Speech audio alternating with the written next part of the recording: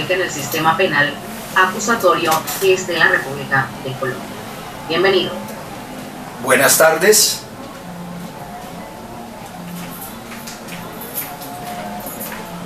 En primer lugar, he de agradecer al Consejo de la Administración de la Carrera Judicial de Panamá y a su presidente, el magistrado Abel Augusto Zamorano. También he de agradecer al Instituto Superior de la Judicatura de Panamá y en especial a su director, Ricaurte Soler.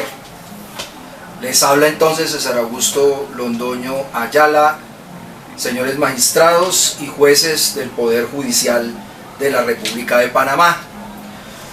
Como se tuvo la oportunidad de enviarles una síntesis de lo que se va a tratar en estos minutos por parte de quien interviene en este momento, simplemente se hará alusión a los tópicos que serán tratados en este tiempo, de manera tal que el plan de exposición empieza con un epígrafe, luego con unas generalidades, seguidamente el primer ítem que se habrá de desarrollar temáticamente, que va a tratar de la lógica inferencial.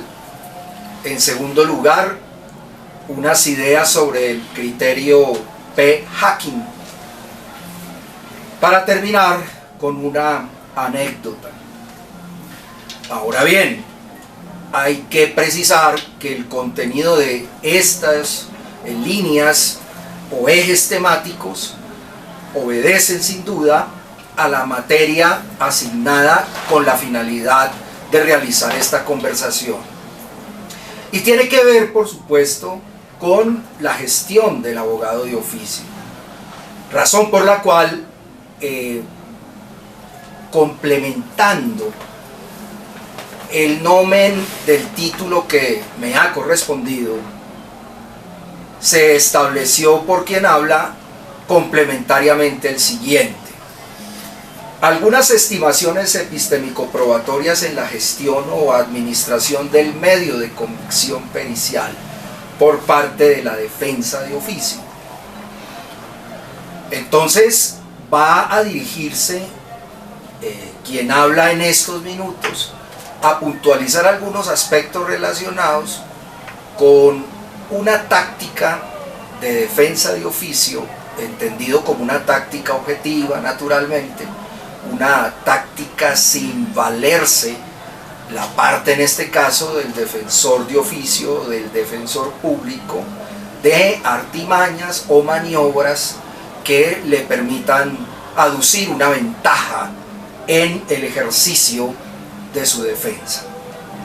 Entonces vamos a empezar a desarrollar el plan temático. Se inicia con un epígrafe de un filósofo alemán que es Immanuel Kant, y la cita que a continuación aparece fue extraída de su opúsculo La Paz Perpetua. Fíjense allí como reflexión, es que se cita esta manifestación de Immanuel Kant a propósito de lo que significa ser un jurista. Dice: el jurista que no es filósofo al mismo tiempo, ni en cuanto a la moralidad, siente una irresistible inclinación, muy propia de su empleo, a aplicar las leyes vigentes, sin investigar si estas leyes no serían acaso susceptibles de algún perfeccionamiento. Esta cita, que es más extensa, se contempla aquí en esta sindéresis. Fíjense que el mensaje kantiano aquí es el siguiente: el jurista, vamos a contemplarlo como abogado de oficio, que es la temática asignada. Para considerarse tal, es decir, jurista, abogado de oficio, debe ir más allá. de lo que aparezca contemplado, consagrado en las codificaciones. Y aún más, se atrevería a decir quien habla, más allá incluso de criterios jurisprudenciales. Pues ciertamente, los temas ligados con la lógica inferencial y el p-hacking aducidos como propósito de explicación a continuación, es lo que va a concernir a que el defensor de oficio, y no solo el defensor de oficio, sino cualquier defensor e incluso el adjudicador de derecho, ha de examinar y preguntarse si un ejercicio de la judicatura, o en este caso un ejercicio en la labor del litigante, ha de reducirse a la letra de la ley, y permítanme esta expresión, a la letra de la jurisprudencia. Y no solamente en el campo de la defensa de oficio en materia penal, sino en otros subsectores o subsistemas del sistema normativo en general. De manera tal que la explicación que se hará de lógica inferencial y de p-hacking va más allá de lo que significa jurídicamente la pragmática de la prueba pericial. ¿Qué quiere decir quien expone con esto?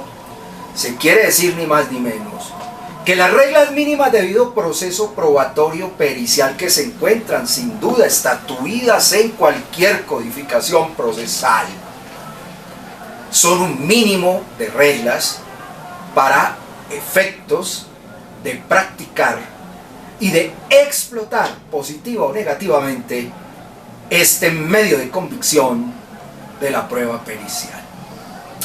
Entonces, efectuada la reflexión muy sucinta a propósito del epígrafe kantiano, vamos a continuar con el plan temático y se van a detener, por favor, quienes lograron que se les enviara el programa, con el siguiente punto que tiene que ver con generalidades.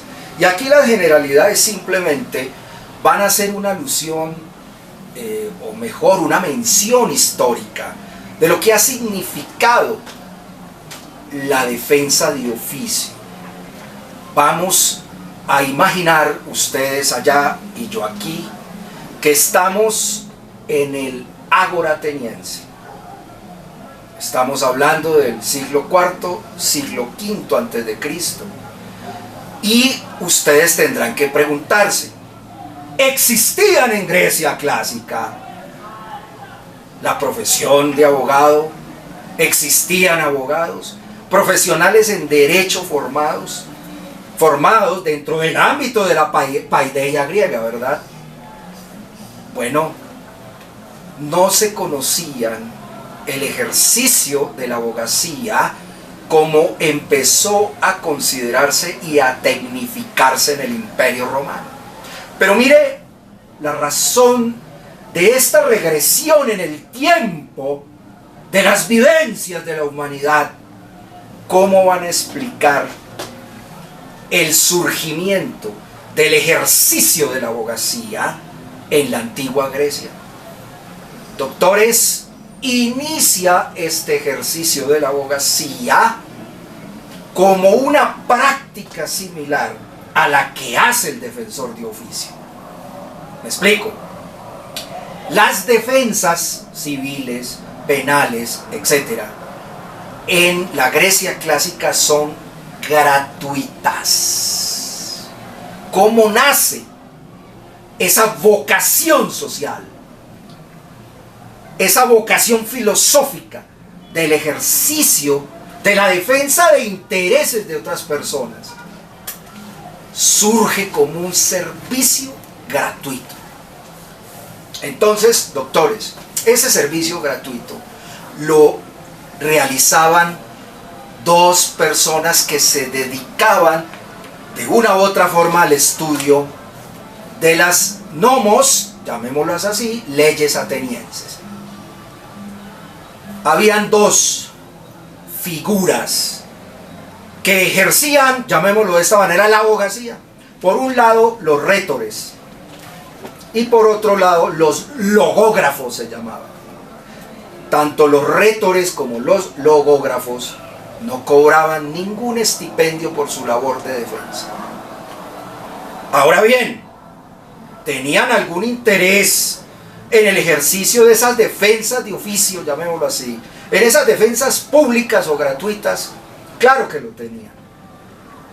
Digamos que era una especie de precondicionamiento que el rétor o el logógrafo se permitiera realizar algunas asesorías y ejercicios en el campo del litigio jurídico, para luego, como ocurrió en Roma, poder aspirar a cargos en el Estado ateniense, en este caso en la ciudad-estado, la polis.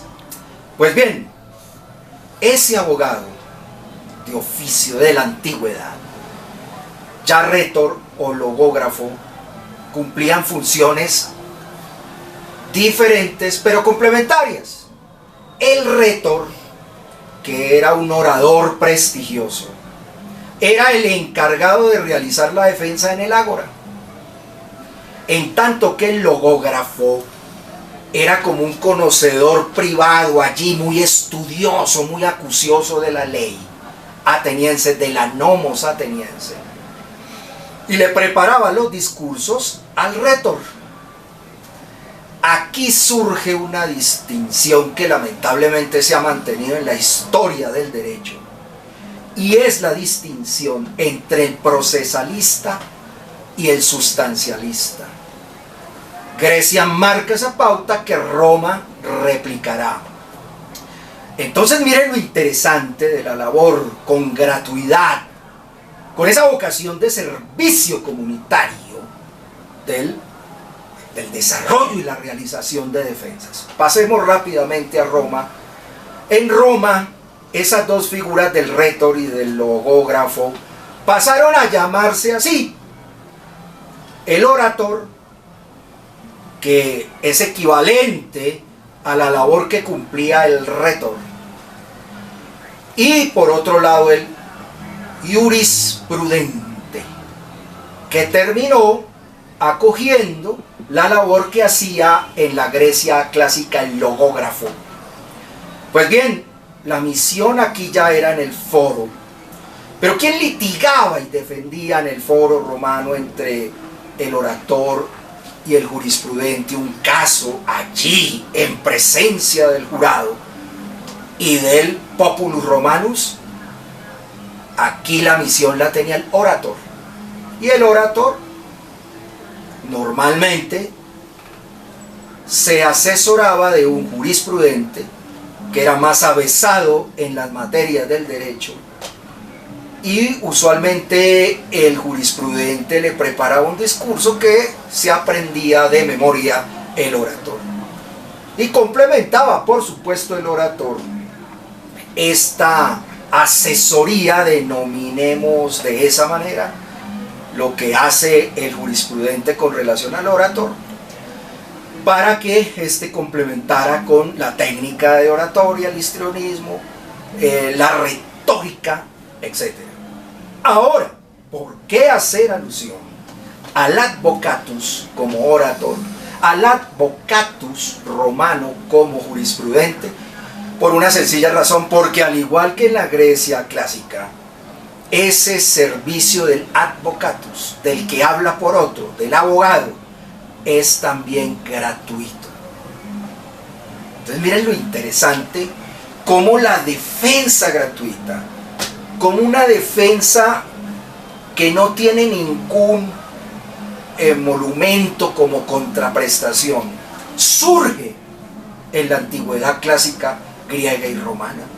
Y esto se mantuvo durante la Edad Media, hasta que la Inquisición, más o menos hacia el siglo XIV, la Inquisición surge en el siglo XIII, hacia 1227, con el Papa Gregorio IX, pero en el siglo XIV comienzan a surgir como unas tarifas de los defensores que realizaban asistencias gratuitas en casos penales durante la Alta Edad Media.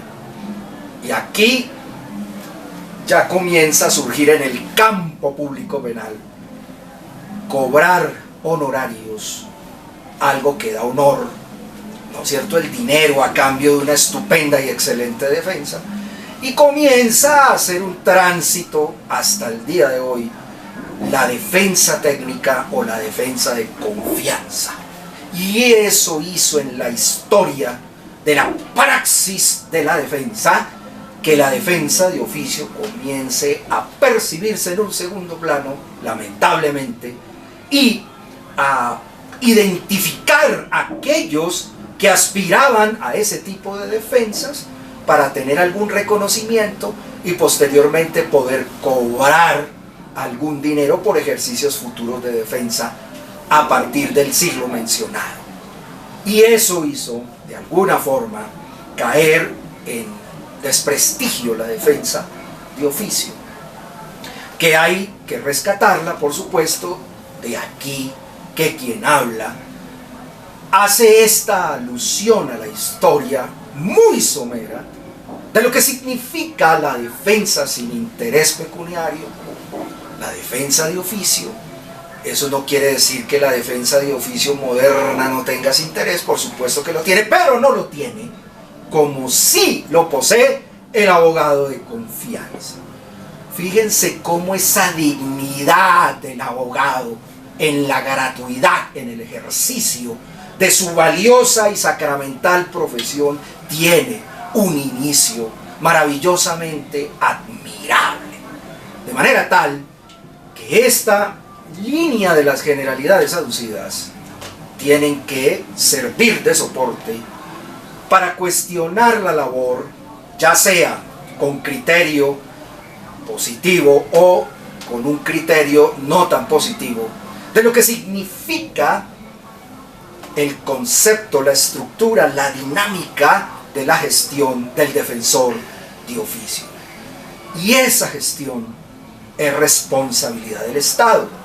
Sin duda que al final de cuentas tiene esa función, ese deber de propender por contratar, en este caso, a los mejores juristas que puedan llegar a cumplir con el honor grecorromano, llamémoslo de ese modo, la gestión de la defensa de oficio en el mundo contemporáneo.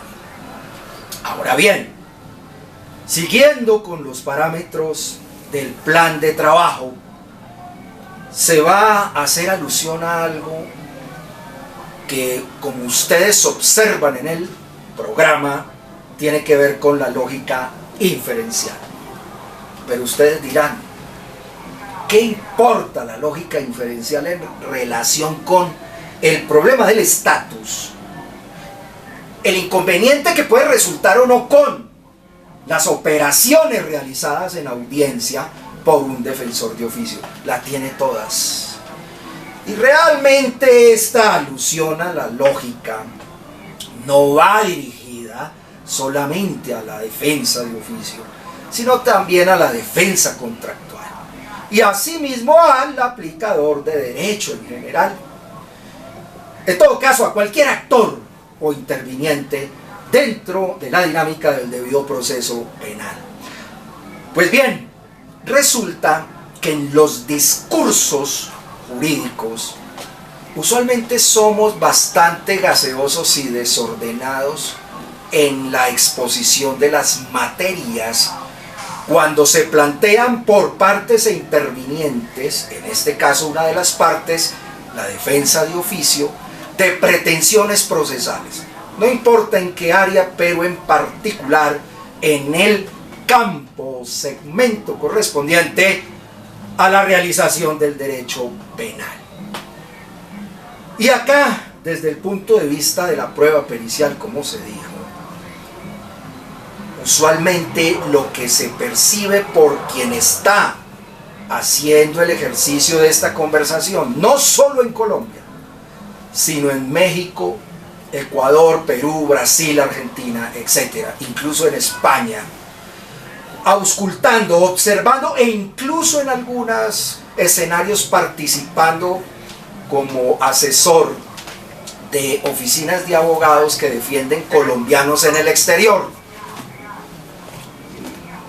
Y resulta que lo que surge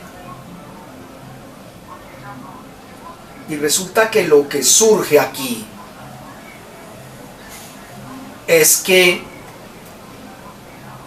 en la práctica de la prueba pericial aparece muy frecuentemente algo que en teoría de la argumentación, en materia de las falacias, se denomina sofisma por salto inferencial. Es increíble cómo en la pericia psicológica, en la pericia topográfica, en la pericia del médico legista, del psiquiatra forense, del entomólogo, etc., las pericias que se sustentan en audiencia son identificadas con una abundante materia explicada a partir de saltos inferenciales. Entonces los saltos inferenciales, por ejemplo, vienen dados en que se aplica una ecuación matemática o de cálculo, por ejemplo, para examinar una explotación de una mina, no importa de qué material, para tener una idea del volumen extraído y del daño ecológico provocado, hace que usualmente se dé por sentado en el debate jurídico procesal que la matemática aplicada a este tipo de cálculos de volúmenes se entienda correcta, se entienda superada.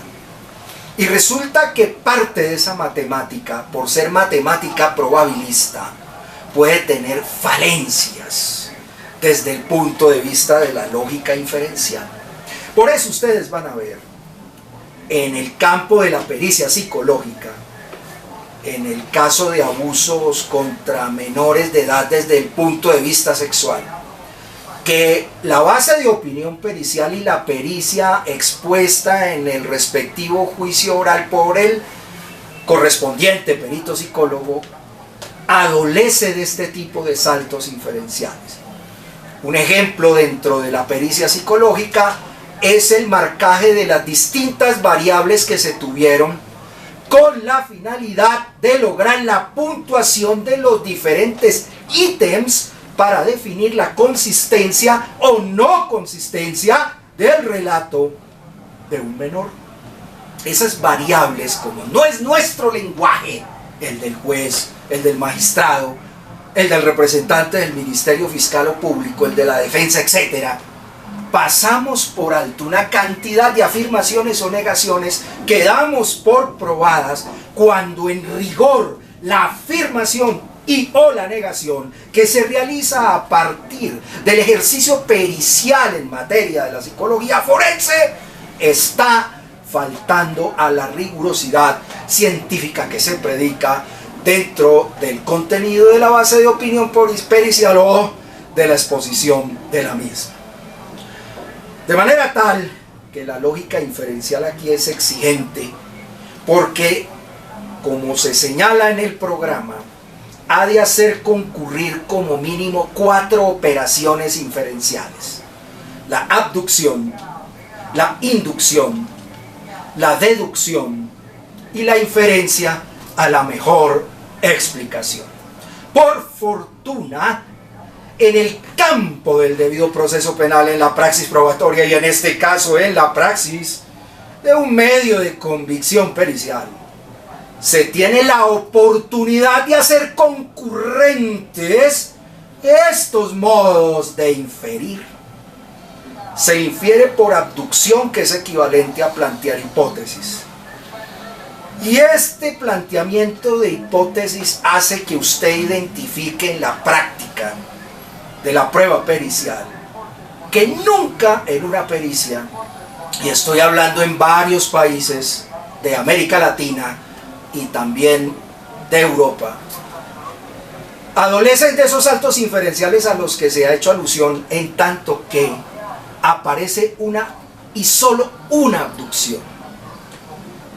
Entonces aparece una hipótesis de investigación única. Y la pregunta que se debe hacer aquí la defensa y naturalmente el resto de actores que tienen relevancia e injerencia en el trámite procesal y el aplicador de derecho en particular, que es el destinatario de estos mensajes periciales, debe preguntarse si hubo abducciones paralelas o alternativas, es decir, hipótesis paralelas y alternativas. No es suficiente con que se diga que sí y se afirmen y o nieguen hipótesis o variables alternativas o paralelas incluso. Deben ser debidamente acreditadas. Y he allí una falla que usualmente se comete en el continente, y ya dijimos que en otros escenarios del mundo europeo en el que esta falla lamentablemente tiene ocurrencia. La inducción es el desarrollo operacional desde el punto de vista epistemológico que va a realizar la recolección de datos, dato 1, dato 2, o hecho 1, hecho 2, hecho 3, presupuesto fáctico 1, 2, 3, etc., que sumados han de permitir fácticamente el siguiente paso, que es el de la deducción. Todo ese engranaje factual, pues naturalmente en la fase de deducción tiene que ir encajado en una adecuación jurídica entre hecho y norma, para satisfacer lo más evidente y clásico en el estudio de la aplicación normativa del silogismo conocido como aristotélico, que no era tan aristotélico en la época de Grecia, pero bueno, dejémoslo de esa manera por ahora, en el que se enfrentan todos los datos abductivos e inductivos para encajarse o adecuarse en la premisa mayor de ese silogismo jurídico como premisa menor, y se determinarán las respectivas conclusiones. Y viene luego, también concurriendo dentro de esta lógica inferencial, lo concerniente a la inferencia, la mejor explicación. No basta con saber abducir, no basta con saber inducir, no sabemos inducir, doctores, y esto requiere un ejercicio mucho más ilustrativo y explicativo. Estamos aquí suministrando apenas una manifestación muy genérica, muy resumida de lo que significa esto. Deducir, sí, lo sabemos hacer, es un trabajo de adecuación típica y no tiene ningún inconveniente. Sin embargo, el problema está en la inferencia a la mejor explicación. Y aquí, en la inferencia a la mejor explicación, es lo que usualmente se conoce, o mejor se ensambla dentro de la institución de la argumentación en general y en particular de la argumentación jurídica. He aquí que tenemos algunas falencias, por eso los poderes judiciales en el mundo, al menos los que yo he tenido la oportunidad de conocer en América Latina y en Europa, se preocupan por suministrar herramientas a nosotros, los usuarios del sistema judicial, y a aquellos que tienen el encargo de administrar y adjudicar el derecho, para poder plantear premisas válidas, legítimas y eficaces, naturalmente premisas jurídico-normativas, que envuelven la triada fáctica, jurídica y probatoria.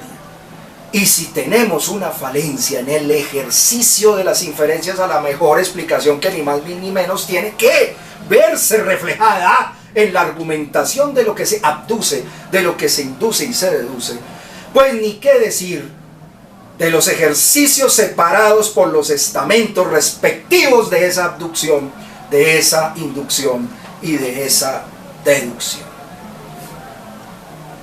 Siguiente ítem: el criterio P-Hacking.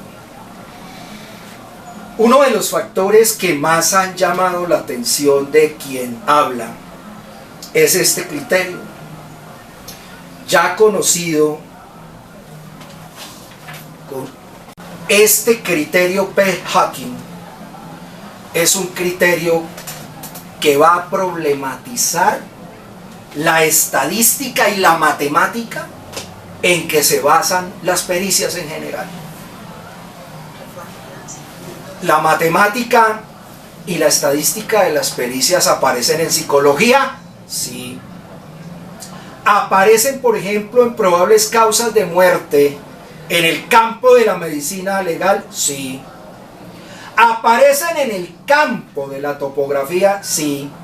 De la ingeniería civil, sí. De la psiquiatría, sí. De la entomología, sí.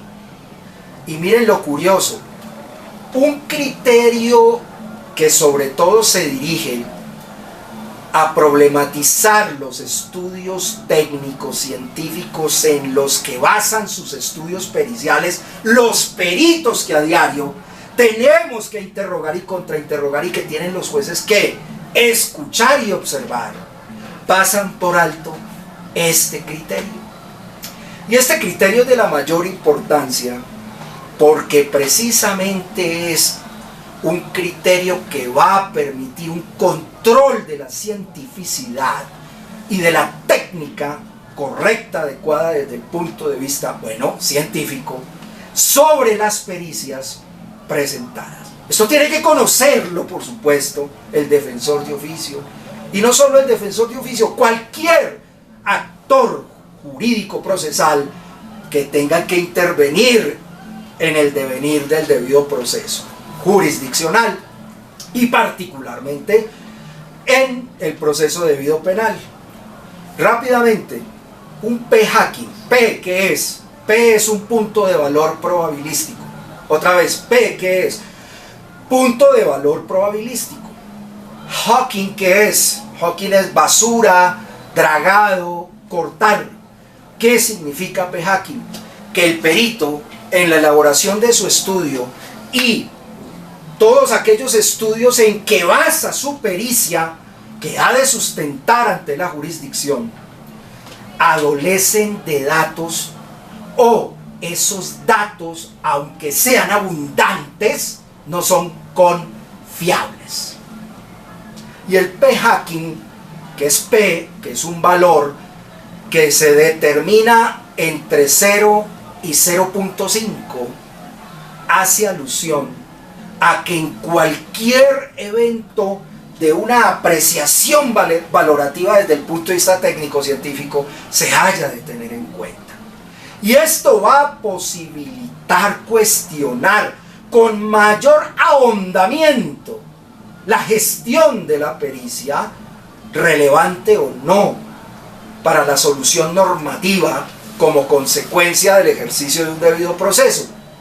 Entonces, este criterio va a dimensionar con ese valor mencionado de 0 a 0.05 que aquellos valores que estén por debajo se supone que hacen confiable la evidencia y evita los hallazgos casuales. Si el rango se acerca, quiere decir que podemos estar ante el umbral de lo que significa evidencia falsa, evidencia manipulada, evidencia tergiversada a gusto del respectivo perito.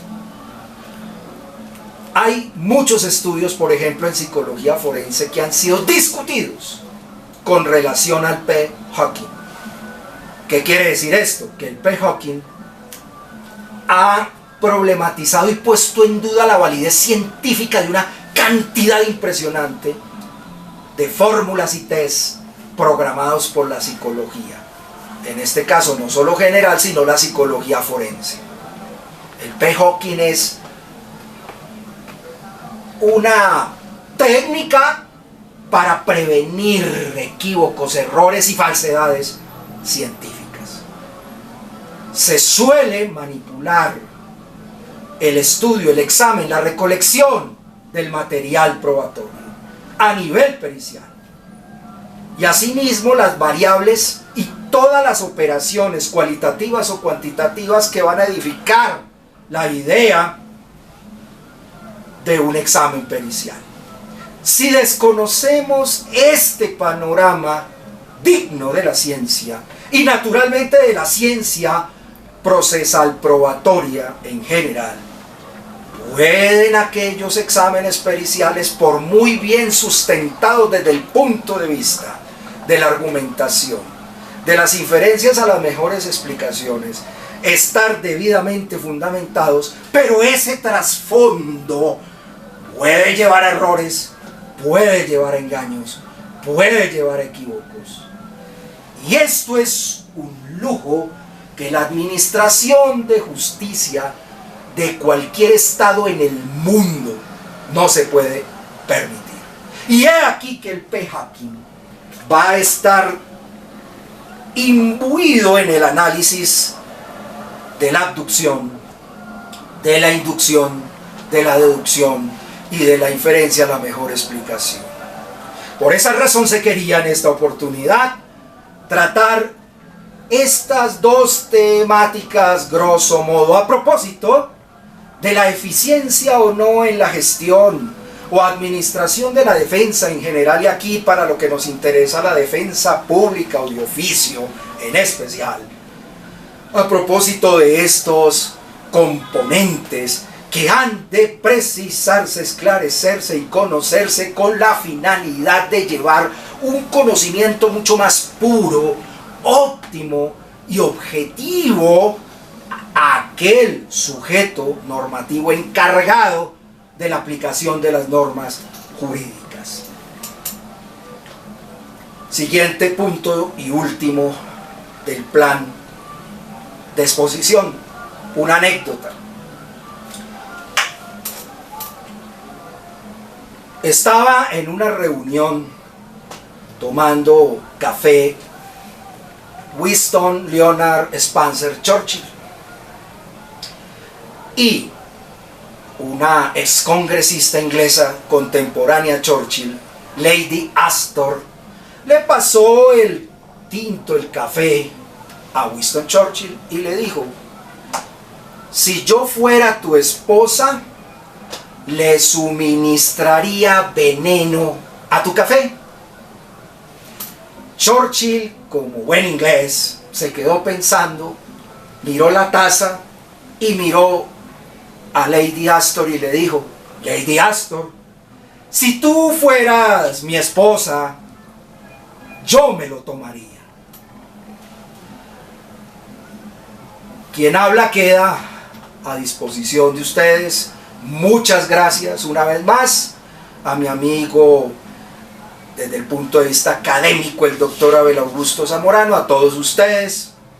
Espero que haya sido de su agrado estas líneas expositivas y siempre estaré atento a ese llamado de nuestra hermana República de Panamá para este tipo de ejercicios tan gratificantes y para retroalimentar, por supuesto, todas aquellas facetas académicas en el nivel intercontinental que tanto favorecen la formación de todos nosotros los usuarios del sistema judicial y por supuesto aquellos que se integran como operadores normativos en él. A todos ustedes, muchas gracias. Doctor César Augusto Londoño Ayala, por su participación y colaboración valiosa en esta jornada académica en este segundo día. Importante mencionar que nos habló sobre la importancia de la defensa pública en el sistema penal acusatorio. Muchísimas gracias, doctor.